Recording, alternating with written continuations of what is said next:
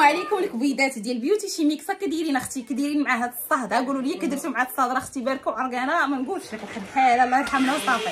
كديرين تبحرتوا اختي؟ المهم البنات بهاد المناسبه ديال الصيف اختي، ملي كندويو على الصيف كندويو اختي على وحده كتبغي تقاد الفورمه ديالها، طرطق ليا المناطق الانثويه، تقاد لي اختي لاطاي ديالك حتى خرجتي مع بركابي مع راجلك اختي، تخرجي ما كتحسش باش تخرجي على مزيناتك.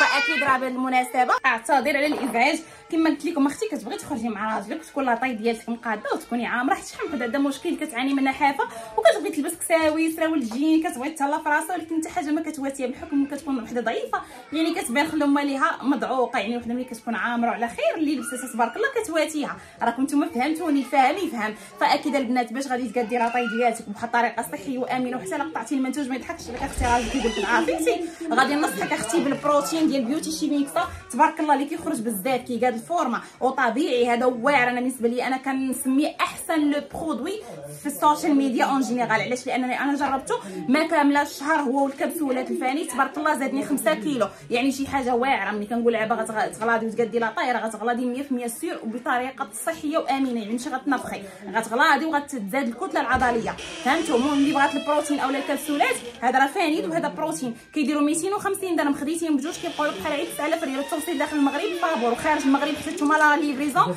متوفره البنات. كاين الكريم ديال نيله اللي كيبيض البنات كينقي الجديري 80 درهم برومو اختي الهوسه عند بيوتي شي ميكسا.